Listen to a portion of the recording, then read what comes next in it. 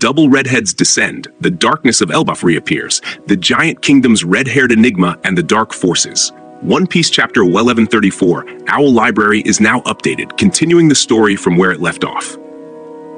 Oh, Uncle Savoro, thank you so much for taking care of my young kin. I'm truly grateful. A man with a blue dragon arm introduces himself. In any case, he uses a clumsy, gangster-like tone to express his thanks to Savoro.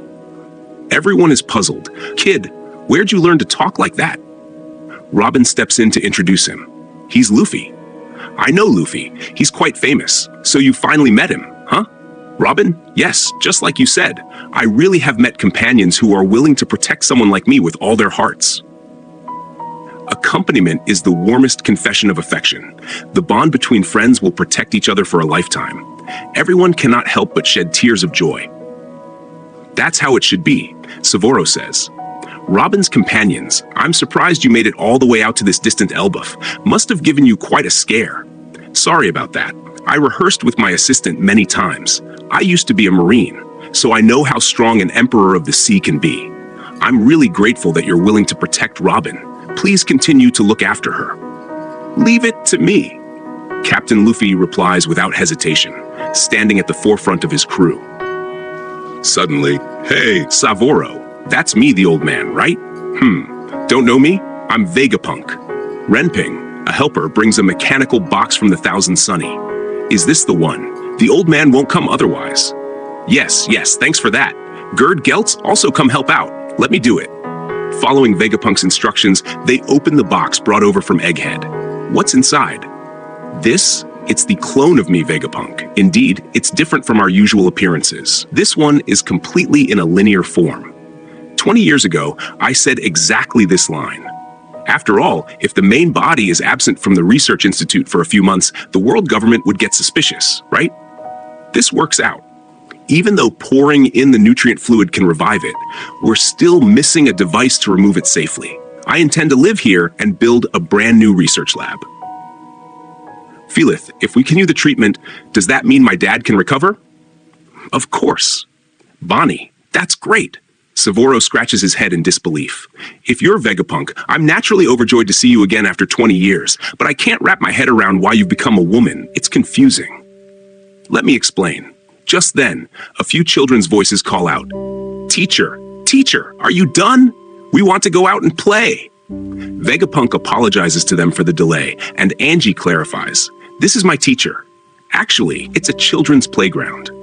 To match Savoro's little performance, we had the kids wait quietly on the side.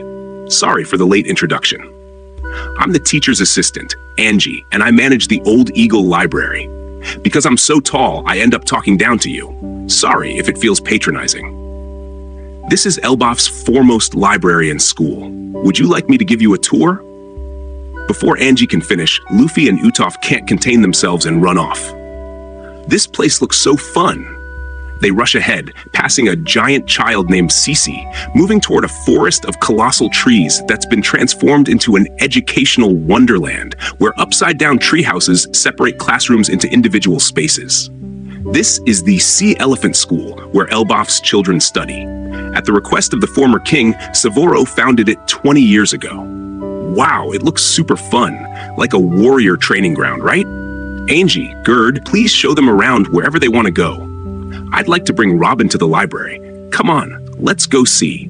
I wonder if the books in the library are giant-sized? I really miss being at school.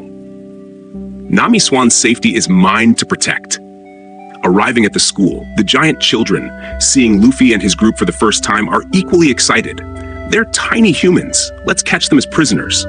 Zoro turns around, half ready for a fight. Do we slice them or what? Hey, cut that out, you brats! This is Elbaf. Suddenly, a voice shouts, You two, knock it off. It turns out that 3 giant kids have come over to stop them. You can't use such rude words. Calling them tiny humans is not right. Such a scene stuns Luffy, and even Zoro is puzzled. Are these really Elbaf kids? Hey, don't call us kids either. On the side, Usopp bristles. Hey, calling us tiny humans won't make you lose a chunk of flesh. Don't you all dream of setting sail and conquering the seas as warriors someday? I don't want to fight. It's too dangerous. What? You're not warrior trainees. And don't call us kids. In the midst of their exchange, a voice interjects, because that's not in fashion anymore. Who's there? It sounds like an adult's voice. You'd better move away. He'll get mad. Yes, you're standing on Teacher Lipley. None of them realized they were standing on a beautiful giant woman. They quickly apologize. Sorry. It's fine. It's not heavy at all. You're amazed, right? Elbaf's warriors made a name for themselves in the world over 100 years ago. War, violence, and cruelty, those things belong to the past. This era has long since changed. The person speaking is the Sea Elephant School's biology teacher, Ah, welcome. Savoro-sensei told me you would come. You're the Straw Hat crew, right? Just then, Angie shows up too. So here you are, Luffy.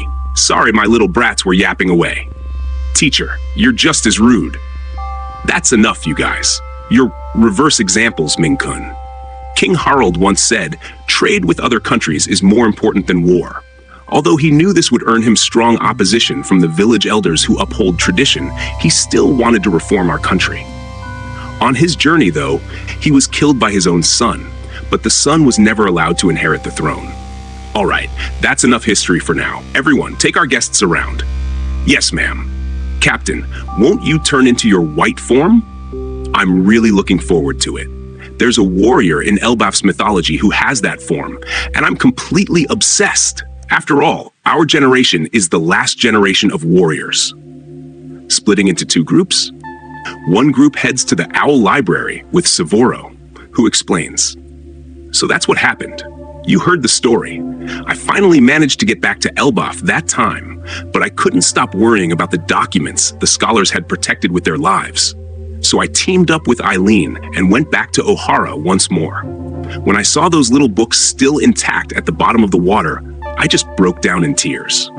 All right, we're going inside. Robin, watch that book in your hands. As they enter the library, the book in Robin's hands instantly enlarges. Once you enter, you become giant-sized as well.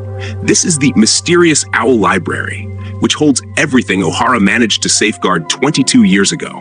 To ensure we didn't leave behind even one volume, we searched every last corner of Ohara and brought them all back.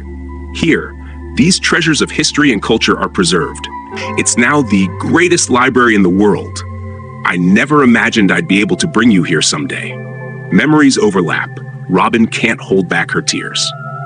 Meanwhile, elsewhere, Underworld Loki answers a mysterious call. You really do have a lot of time on your hands, don't you? Does it bother you? Not at all. It's just a way to kill time for me. I've got plenty of that. By the way, do you still have nightmares about that terrifying experience you mentioned? Yes. Whenever I recall it, my whole body trembles. I actually want to talk to you more. Even though we've never met, I feel like we've known each other for a long time. If I had been there, I would have stood up for you, wiped them out, left no survivors, turned that generation to rubble. I'm not hoping it goes that far, so you're still too naive, Mozakun. Listen up. If you don't root out your enemies, if even one escapes, they'll come back for you eventually. Thank you. From your harsh tone, I can sense your kindness. I only realized that recently. Hey, don't get carried away. Don't ever mention kindness in front of me. Please don't be so loud. Shut up, Mosakun. Once these chains are off me, you're dead meat. Just wait. A furious Loki hangs up, sounding very much like throwing a tantrum. At the same time, over in Elbaf's western village, the giants are preparing a banquet to celebrate. Suddenly, black lightning rips through the castle walls, letting sunlight spill across a place forged by flames and turned to ruins. Two figures lie crouched on the ground within a pentagram-like magic circle, black flames swirling, the aura of formidable intruders. A closer look at these two. One resembles red-haired Shanks, but the cruel intent between his brows is unmistakable. The other is shrouded in a black cloak, eyes covered in bandages, a mysterious dark infiltrator. So the dark forces have arrived. At this point, One Piece chapter 1134 ends. No break next week.